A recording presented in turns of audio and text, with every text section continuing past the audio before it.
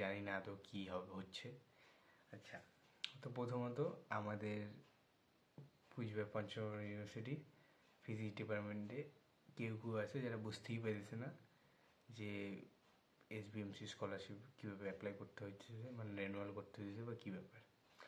Specially তাদের জন্য video, বা প্রত্যেকটা ইউনিভার্সিটি স্টুডেন্টে যারা রেনুয়াল করবে স্কলারশিপ তাদের জন্য এসবিএমসি স্কলারশিপ। তো প্রথমত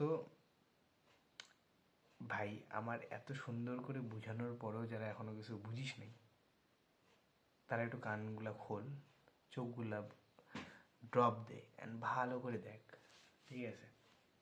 আর এরপরে যদি না বুঝিস, কিচ্ছু না ভাই, অ্যাপ্লাই করতেই হবে না, সিম্পল। কেন অত ঝামেলা নেবো না? আমিও নিজের থেকে শিখে আসিনি, রিসার্চ করছি তারপর শিখছি। ওকে, একটু রোস্ট করে দিলাম আর কি। তো চলো তাহলে শুরু করা যাক।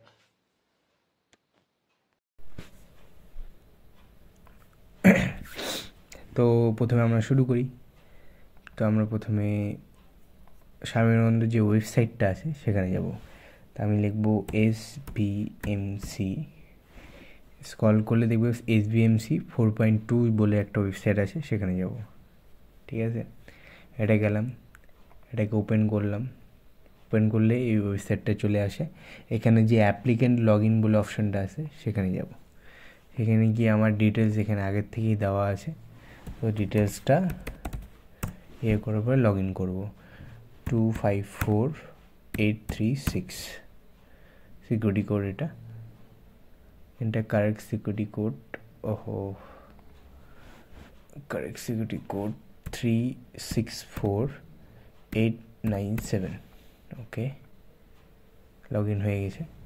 লগ ইন হওয়ার পরে ড্যাশবোর্ডে খুলবে, ঠিক আছে? এখানে কিছু ডিটেলস থাকে। এটা যাওয়ার পর এই যে অ্যাপ্লিকেশান সাবমিশন এই জায়গাটায়, বা আর হচ্ছে আপলোডিং ডকুমেন্ট এই জায়গাটার মধ্যে পেন্ডিং থাকবে, অবশ্যই এটা পেন্ডিং থাকবে।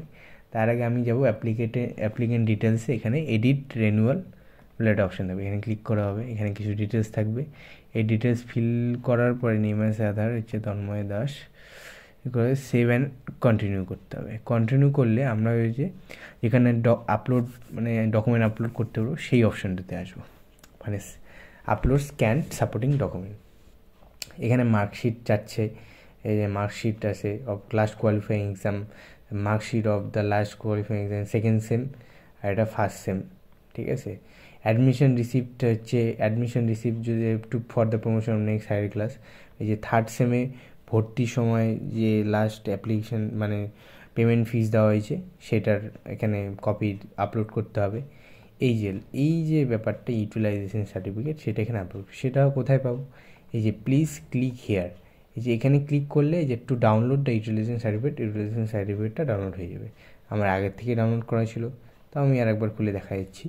তো এই যে এখানে যখন ডাউনলোড হয়ে যাবে, এখানে কোন ইউনিভার্সিটিতে পড়ো, কুচবিহার পঞ্চগড় ইউনিভার্সিটি, সেটা দেখাবে। এখানে সেই অ্যাপ্লিকেন্টের অ্যাকাউন্ট নাম্বার এবং সেই অ্যাপ্লিকেন্টের নামও দেখাবে। এখানে signature of the student, date লিখে দিতে, আর সিগনেচার অফ HOI এর সিল লাগবে। এটা হেড অফ দ্য ইনস্টিটিউশন থেকে সিগনেচার করে আবার তোমাকে দিয়ে দেওয়া হবে। এই ডকুমেন্টটাই আবার এখানে গিয়ে আপলোড করতে হবে, ঠিক আছে? এই জায়গাটায় গিয়ে আপলোড করতে হবে, ঠিক আছে?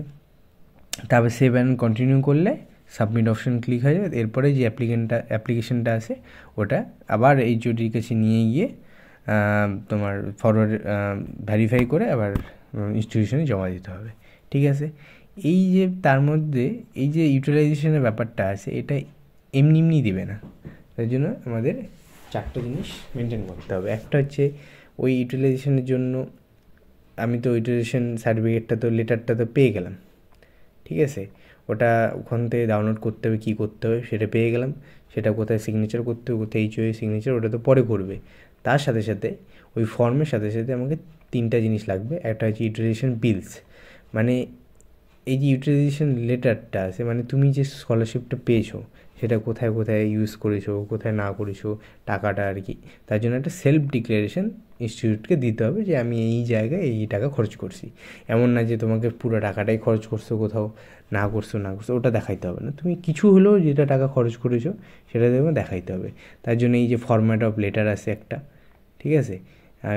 এই ফরম্যাট অফ লেটারটা হচ্ছে কীরকম, to the head of the institution, subject লিখতে হবে self declaration letter for regarding scholarship মানে এক্সপেক্টেড স্যাড লিখে তার সেই স্টুডেন্টের নাম যেমন হয় আর কি, letter roll number registration number সব মেনশন করার পর সেই কোন কোন জায়গায় সেই টাকা খরচ হয়েছে তার একটু ডিক্লারেশন দিতে হবে। যেমন টিউশন ফিস দেওয়া হয়, ওটা স্টাডি ম্যাটেরিয়াল কিনা, বুক স্টেশনারি এসব, লিভিং এক্সপেন্সে কেউ কেউ হোস্টেলে থাকে, কেউ কেউ পিজিতে থাকে, ট্রান্সপোর্টেশন আছে, তার এক্সামিনেশন ফিস দেওয়া হয়। এই সব তাকে লিখে একটা সেলফ ডিক্লারেশন দিতে হবে যে আমি এই জায়গায় খরচ করেছি। এই যে লেটারটা এটা এইচওডিকে দিয়ে ফরওয়ার্ডেড টু এইচওআই করে দিতে হবে।